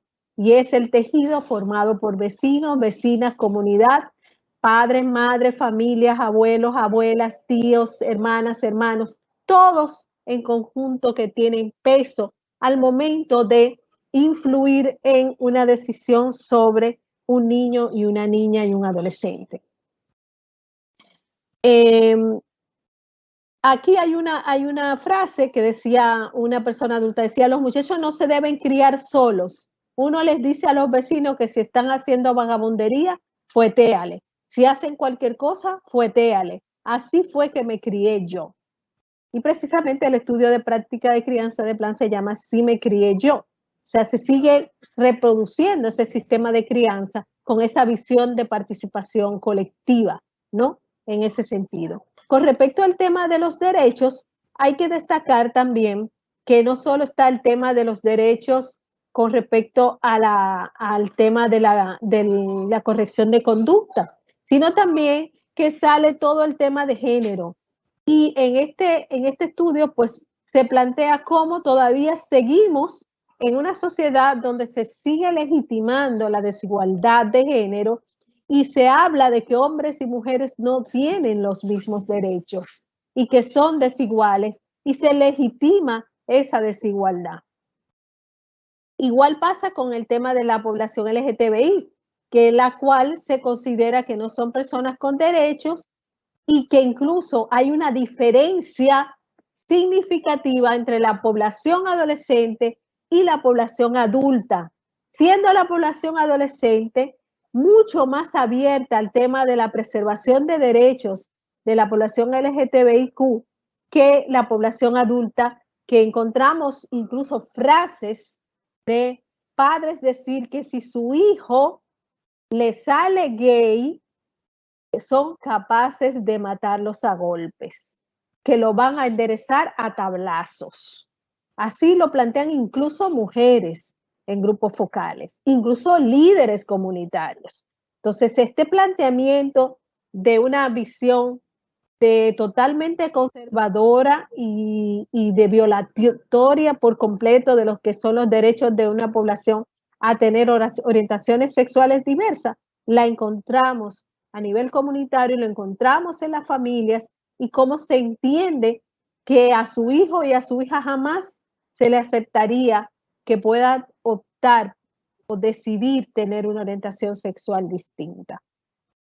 Con respecto a la protección, hay que destacar que el tema de la desprotección de los niños, niñas, adolescentes va más allá del hogar y de la familia y de este círculo vecinal y tejido social, sino que pasa también a los centros educativos, donde los niños y las niñas decían cómo se sentían burlados, humillados en muchos centros educativos, cómo la población de origen haitiano que encontrábamos en las comunidades se sentía insegura, los niños y las niñas decían que se sentían inseguros e inseguras porque son amenazados continuamente, son maltratados continuamente en las comunidades, sufren bullying e incluso tienen mucho miedo a ser abusados. También el tema de las niñas que si tienen miedo al abuso sexual, como ese es un punto también que sale en el tema de la preservación y de la protección en ese sentido. Ahora no sé cómo se sentirán los niños y niñas haitianos y haitianas después de todos estos escenarios que estamos viviendo de realzamiento del sentimiento de odio hacia la población haitiana y de reforzamiento de nuevo de esta visión de la ocupación como un fantasma, lo que puede estar afectando notablemente a la población de niños, niñas y adolescentes, migrantes haitianos y haitianas, y también aquellos y aquellas que son dominicanos de ascendencia haitiana. Y hay un punto con el tema de la protección que veíamos con la población adulta, y es cómo la población adulta confunde lo que es su responsabilidad de protección de la niñez con lo que es la seguridad. Y entiende que a quien le toca garantizar protección es al Estado, pero no es protección, es seguridad. O sea, lo que plantean es la seguridad ciudadana. No hay una conciencia de lo que es el rol de la protección, lo que significa la responsabilidad de la protección de la niñez y la adolescencia, desde la familia y desde el tejido social y desde las comunidades. Sí, entonces, en las mismas comunidades los líderes no entienden cuáles son esas responsabilidades de protección a esa niñez y adolescencia que convive día a día en la comunidad y que está amenazada a tantas situaciones de riesgo, de violencia, de maltrato, de abuso sexual, de consumo de sustancias, de todo lo que pueda ser la violencia social, la violencia de género, y también todo lo que es la privación de derechos a nivel de que sí son destacados por la población adolescente, siendo como uno de los derechos que más destaca a la población adolescente que se le viola, el derecho a la recreación.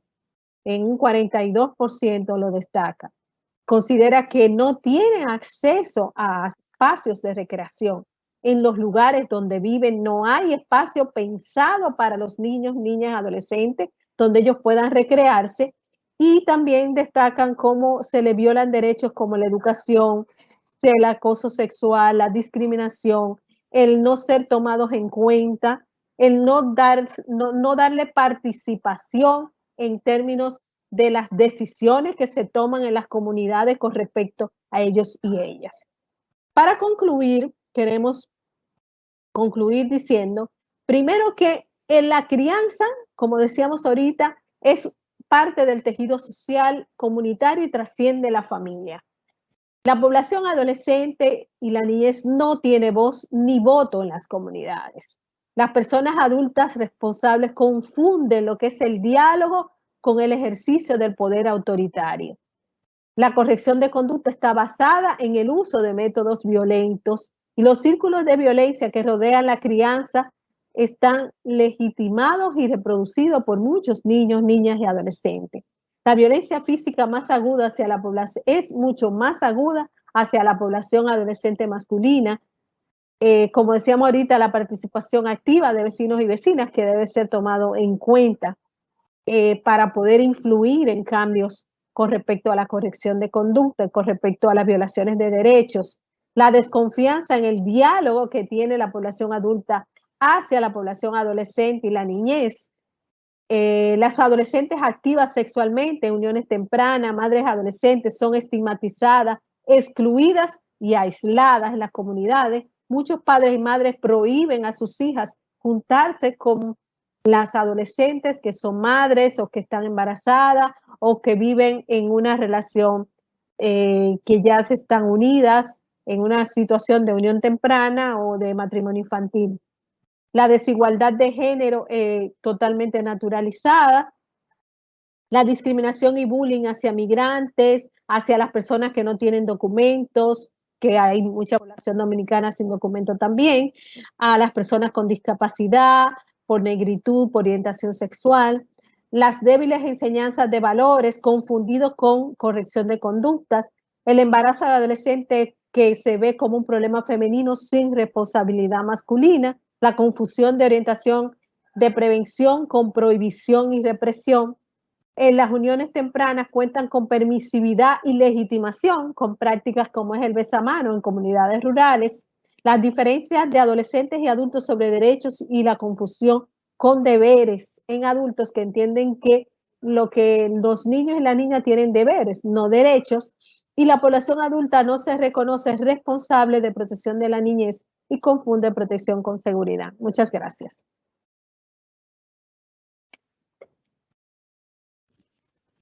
Muchas gracias, doctora Taira Vargas, por la exposición, el contenido teórico práctico, principalmente con los resultados de las investigaciones que usted en su larga carrera ha tenido y que puede en ese sentido orientarnos bastante en todo lo que tiene que ver con esos factores de riesgo existentes a nivel cultural y también social.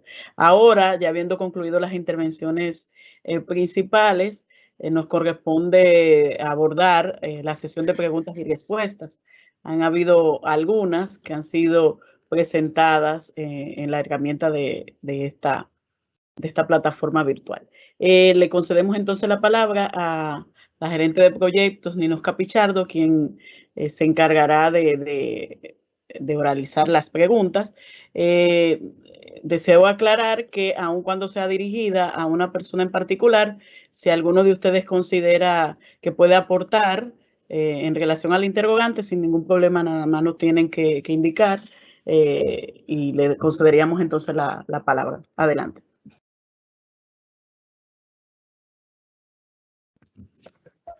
Esta primera pregunta va dirigida a la magistrada Luisa Ramírez y es la siguiente. Me gustaría saber si han socializado con los legisladores estas buenas prácticas para su consideración en el proyecto de Código Penal. Muchísimas gracias por la inquietud. Ciertamente, a través del despacho de la señora procuradora y de una de las áreas que corresponde de la vía legislativa que tiene nuestra institución, se hicieron levantamientos y se han trabajado para tales fines. Esa inquietud que es válida, sí, de nuestra institución mandamos y colocamos a través de las vías las posibles mejoras y oportunas modificaciones correspondientes con la ley. Muchas gracias. Nuestra segunda pregunta es para el magistrado Juan Aníbal Rodríguez. ¿Cuáles son los beneficios que podría aportar la implementación de justicia penal juvenil restaurativa en el país? Bueno, el beneficio que aporta la justicia penal juvenil, la justicia restaurativa, es resarcir el daño. Por ejemplo, cuando se le violenta el derecho a una parte, se le ha perjudicado. Entonces, la justicia restaurativa va a poner en condiciones, va a acompañar a la víctima y al agresor en un proceso para que en algún momento se puedan encontrar y el agresor pueda resarcir el daño causado y obviamente que la víctima lo acepte. Es como resarcir, es como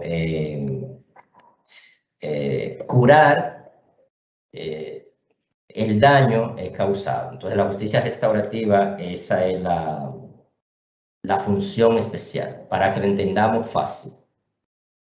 Cuando un adolescente asume su responsabilidad del daño causado y la víctima acepta eso como bueno y válido, y hemos creado las condiciones, tanto el Ministerio Público como la función jurisdiccional del Estado, incluyendo la comunidad, entonces estamos en condiciones de que ese adolescente se pueda reintegrar. Por ejemplo, nosotros en mi ejercicio profesional como juez hemos tenido muchos casos que son, podríamos decir, ejemplo de justicia restaurativa, en el sentido de que hay víctimas que han recibido acompañamientos y adolescentes que han recibido acompañamiento. Y en un momento determinado, incluso en las propias audiencias se han manifestado. El Ministerio Público también en algún momento ha aceptado la disculpa. Entonces, si la víctima ya no tiene ningún interés porque se siente resarcida, entonces obviamente que ese adolescente está en mejores condiciones, porque sabemos que la privación de libertad no es la respuesta adecuada para un adolescente. Sin embargo, ha violentado la norma y hay un sistema de consecuencia que, reitero, por la deficiencia que tiene el Estado, entonces lo que debiese ser una excepción, la privación de libertad, dice la norma que una excepción se convierte en la regla. Entonces estamos empeñados en que en vez de tener casos aislados, tengamos casos ya sistémicos, que tanto el Ministerio Público como el Poder Judicial, la defensa pública, podamos crear condiciones para que podamos acompañar de manera adecuada tanto a la víctima como al agresor en este proceso de resarcir el daño causado. Muchas gracias.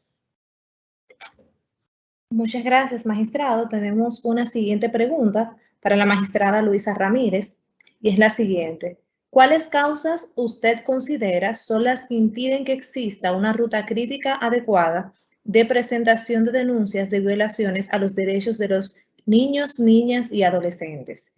¿Es solo por la falta de empoderamiento de todos y todas?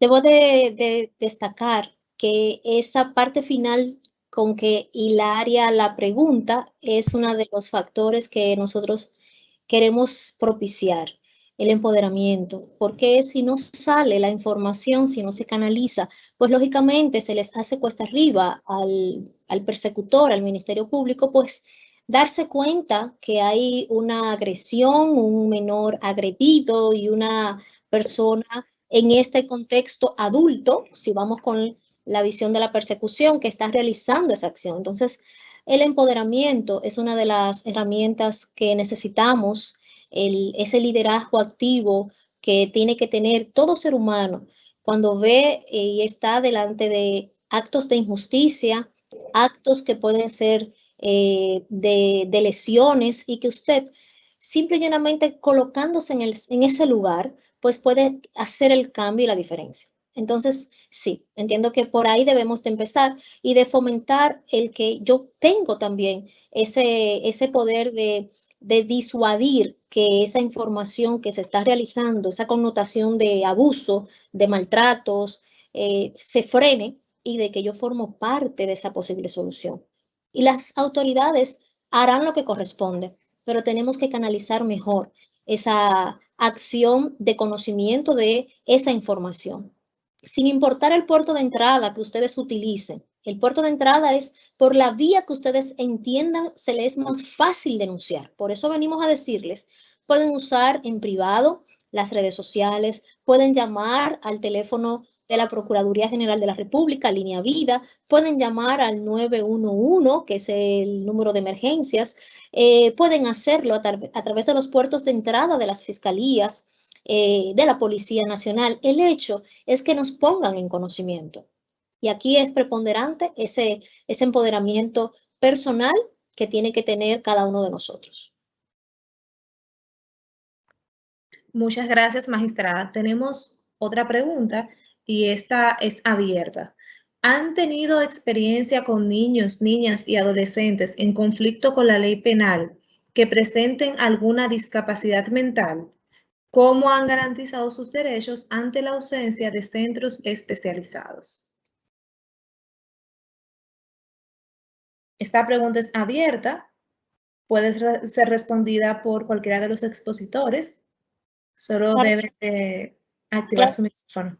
Muchísimas gracias. Yo voy a responder desde el punto de vista de la parte que me ha colocado a mí el sistema como Ministerio Público. Sí hemos tenido, sí he estado, no solamente con casos relacionados con imposibilidad en la persecución por asuntos de problemas de condición o discapacidad, ¿verdad?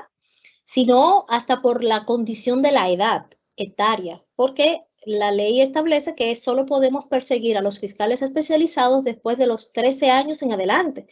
Y se han dado casos que han estado en la palestra muy pública y socialmente, que han afectado, donde los que han estado relacionados son personas menores de edad.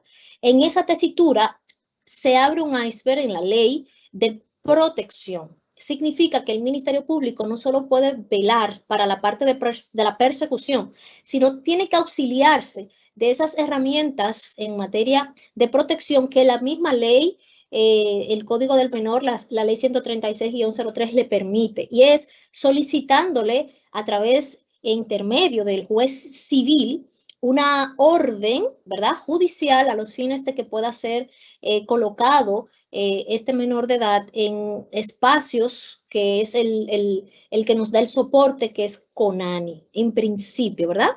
Entonces, eso es una forma de nosotros proteger, buscar que no sea y esté en condiciones de vulnerabilidad, porque al final el Estado tiene una responsabilidad, así como estaba una de las panelistas reflejadas. Nosotros no podemos dejar de hacer solo porque no vemos espacios creados per se, sino que tenemos que buscar y adecuar, porque es algo que es una necesidad y es una responsabilidad. Entonces, en mi caso particular, sí le he solicitado por escrito al juez en materia ya de familia, de protección, esa comunicación a nivel escrita para que pueda introducirse ese menor en cuidados de CONANI por las condiciones que podemos ver, que lo puede inclusive agredir en la comunidad, la sociedad. ¿Por qué? Porque no está todavía el conocimiento de que tal vez ese menor lo que hizo no tenía el alcance para la persecución, ¿verdad?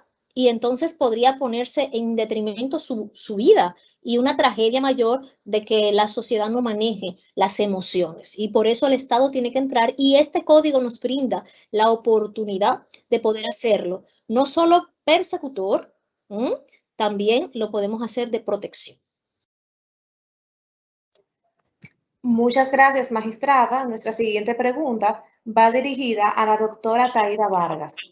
Disculpa, no sé si el magistrado Juan Aníbal quería aportar algo en relación a ese interrogante. Me pareció que quería. Sí, bueno, pienso que es una asignatura pendiente que tiene el sistema. Porque un adolescente, un niño que produce un daño, como decía el Ministerio Público, bueno, hay que tomar algunas medidas de protección. Sin embargo, el sistema no está claro y no se han establecido los mecanismos. Y es un asunto muy delicado porque entonces tú tienes por un lado a la comunidad que ha sufrido un daño, y tú tienes la obligación también de tutelar de manera efectiva los derechos de ese niño. Y hay que tener mucho cuidado porque en la cultura que tenemos, esa cultura tutelar, en pos de protegerlos, terminamos violándoles sus propios derechos. Que eso fueron uno de los preceptos históricos que se utilizaron. Es decir, tú tienes un niño en la calle y entonces la tendencia es a recluirlo de manera obligatoria. Y cuando tú lo recluyes de manera obligatoria, le estás violentando sus derechos fundamentales. De manera que es un asunto muy complejo y que, les reitero, esas son de los desafíos y esas son de las asignaturas pendientes que tenemos todavía, crear un mecanismo real, porque, por ejemplo, cuando el asunto le llega al Ministerio Público con las manos peladas, es difícil, incluso hasta nosotros como jueces, que no es de nuestra competencia, pero somos ciudadanos. Y cuando nosotros nos encontramos con situaciones parecidas, entonces, ¿a dónde llamamos? Bueno, llamamos al Ministerio Público. El Ministerio Público tiene poco que hacer. CONANI hace un esfuerzo grande también por poner algo, pero les reitero, es un asunto que todavía está, no está reglamentado todavía y no tenemos los mecanismos todavía para hacerlo.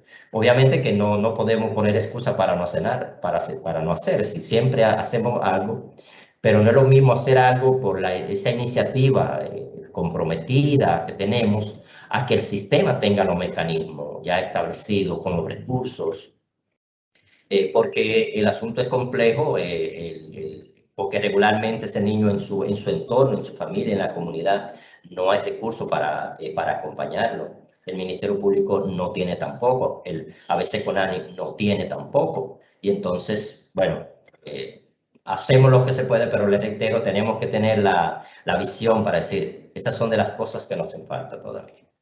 Muchas gracias. Muchas gracias, magistrado. La siguiente pregunta va dirigida a la doctora Taira Vargas y es la siguiente.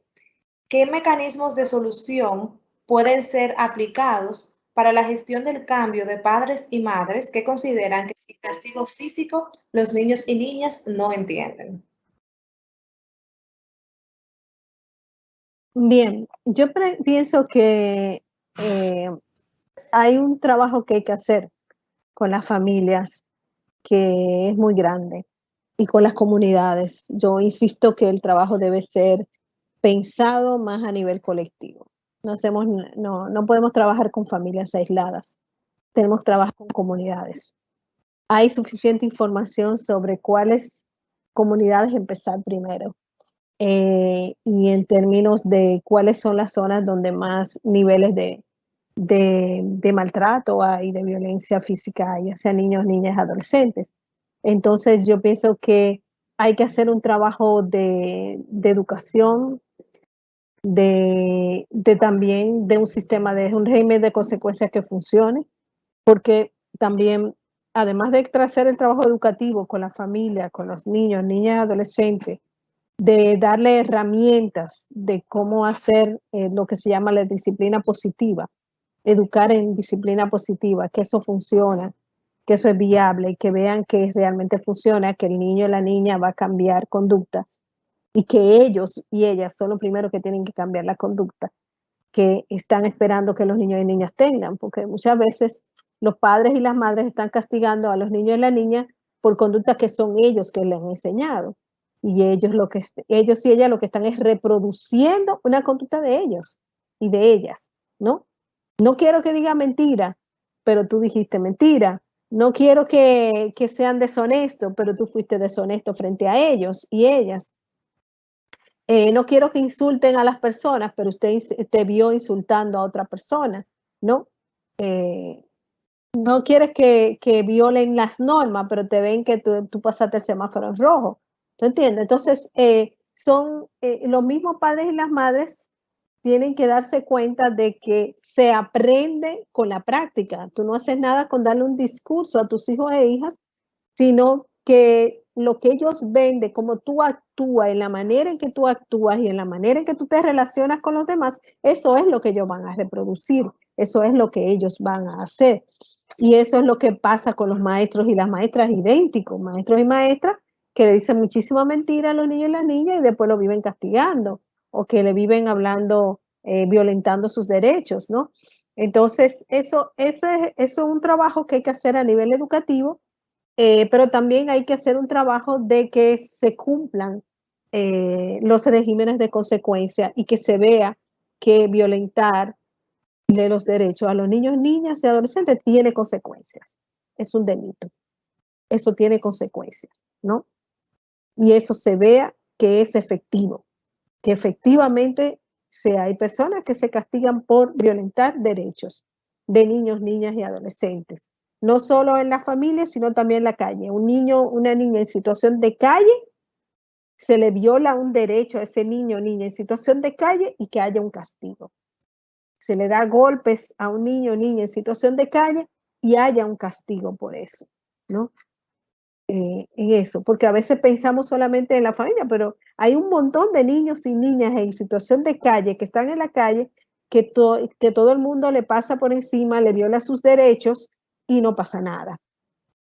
Y nadie hace nada, ni pasa nada, empezando por los mismos agentes de seguridad, ¿no?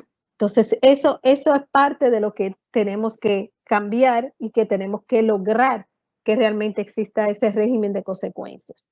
Por otro lado, yo quería decir sobre la otra parte de la denuncia, de la ruta crítica de la denuncia, que hay un elemento que es importante, que tienen que lograr las instituciones como el Ministerio Público, como son las policías, como son las demás CONANI, y es confianza.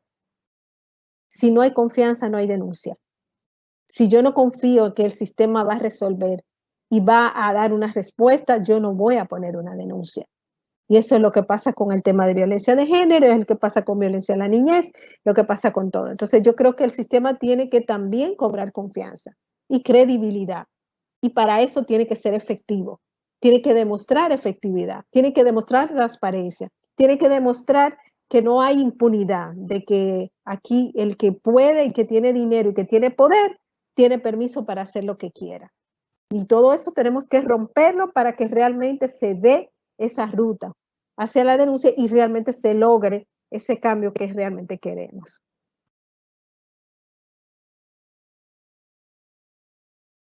Muchas gracias, doctora. Tenemos una última pregunta y va dirigida también a usted, y es la siguiente. ¿Qué puede hacer un padre o madre cuando sus hijos no obedecen sus correcciones verbales sin violencia física ni tampoco oral? Volvemos otra vez a Lola, es conocer la disciplina positiva.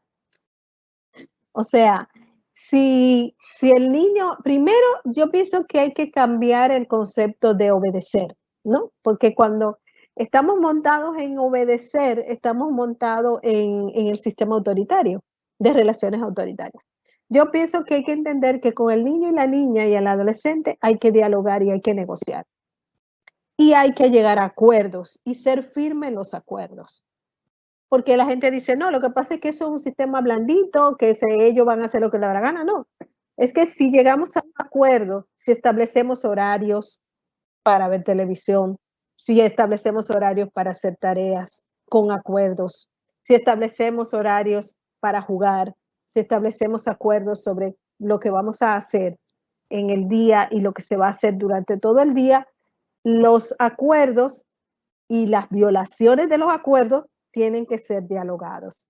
O sea, tú hiciste esto y si no lo haces, ¿qué vamos a hacer?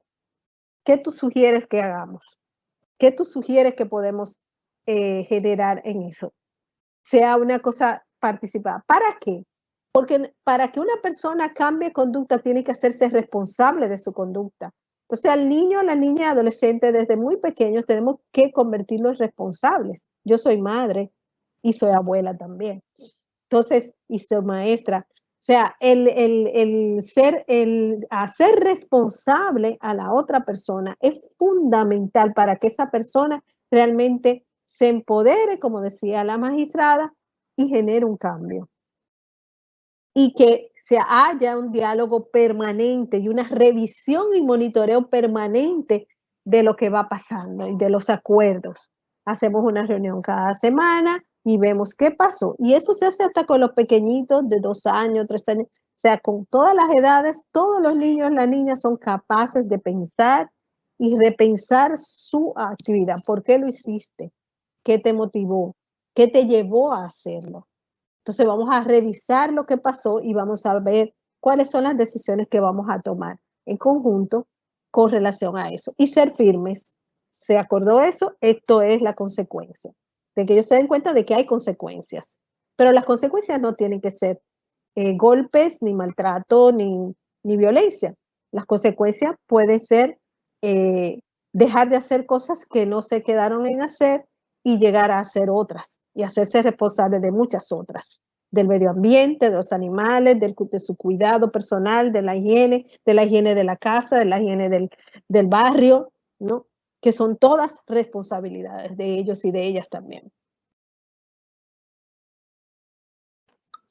Muchas gracias, doctora Taira. Con esta pregunta cerramos la fase de preguntas y respuestas de este webinar. Gracias, Ninoska. Entonces, para finalizar, agradecer a cada uno de ustedes por habernos acompañado en este webinar relacionado con buenas prácticas y desafíos en la protección de los derechos de los niños, niñas y adolescentes, de las informaciones teórico-prácticas que nos han podido compartir cada uno de los expositores, de las cuales creo que ha quedado bastante evidenciado la necesidad de que todos nosotros nos empoderemos, independientemente de que no sean nuestros hijos, nuestros sobrinos, nuestros vecinos, quienes estén comportándose de manera incorrecta a nivel social, y por demás incorporar todo lo que tiene que ver con la disciplina positiva, que enarbola todo lo relativo al diálogo, pero más aún el hecho de reconocer que el sistema legal nuestro nos permite lograr esa protección, no solo el nacional, sino también el internacional que nosotros hemos adoptado. Y sobre ese marco de ideas, entonces, lograr que el sistema funcione, que se le pueda dar respuesta a todos, así como decía uno de los expositores relacionado con la implementación de mesas interinstitucionales, de justicia juvenil restaurativa, entre otros aspectos. Entonces, tratar cada uno de nosotros incorporar todas esas buenas prácticas, esas recomendaciones que nos han hecho dentro del ámbito personal y profesional, para que entonces los derechos de los niños, niñas y adolescentes sean respetados.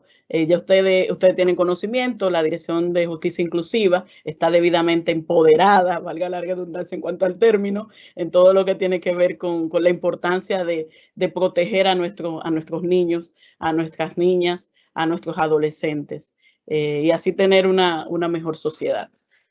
Agradecer a todos ustedes como expositores, al magistrado Juan Aníbal Rodríguez, a la magistrada Luisa María Ramírez Santana, a la doctora Taira Vargas, por las excelentes exposiciones principales y más aún las respuestas dadas a las interrogantes formuladas por varios de los participantes en este webinar. Desearles a todos ustedes feliz tarde y recordar que siempre la escuela está al servicio de la comunidad jurídica nacional e internacional, de la comunidad social, de la familia y de todo el que tenga que aportar algún granito de arena para que el sistema de administración de justicia funcione.